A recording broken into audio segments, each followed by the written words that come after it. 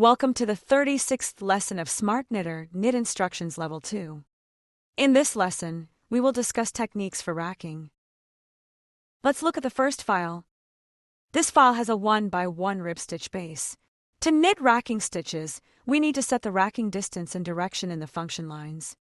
Let's say we want to create a racking pattern with 2 stitches.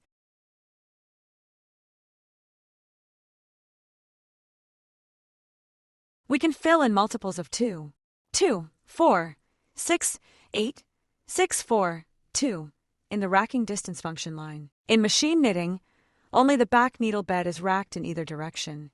The function line shows the distance and direction for the back needle bed. During racking, the back stitches shift position relative to the front stitches, locking the front stitches in place and creating a zigzag or wavy pattern. Set to knit in rib gaitings by filling in with color 1 in the RG, rib gating, function line.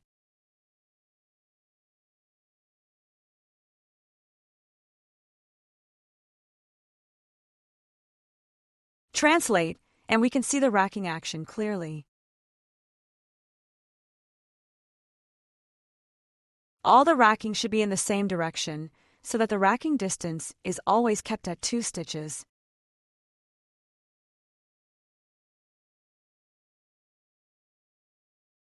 We can see the knitted swatch. Here the front view is on the left and the back view is on the right.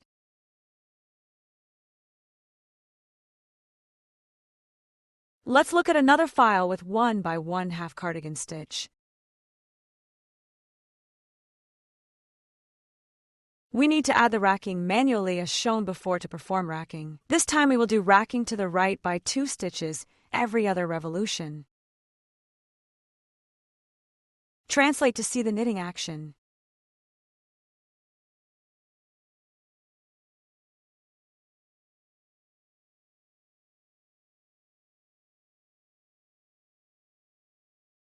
Let's take a look at the knitted swatch. The front view is on the left and the back view is on the right.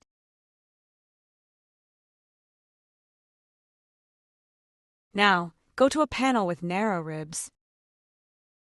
To perform racking, follow the previous steps and add the racking direction and distance in the function line.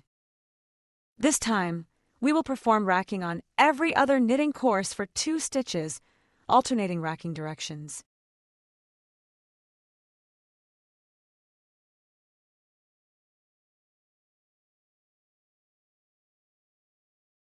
We can see the carriage movements upon translation. This is the effect of racking by alternating the racking directions. Let's look at panel 4 with a combination of back stitches and full needle stitches. Add the racking instructions in the function lines. This time, let's try multiple racking distances in a single set. Translate, and we can see the carriage movement and feeder placements. The back needle bed is racked 1 stitch to the right for the first revolution, then racked 1 more stitch to the right on the next revolution.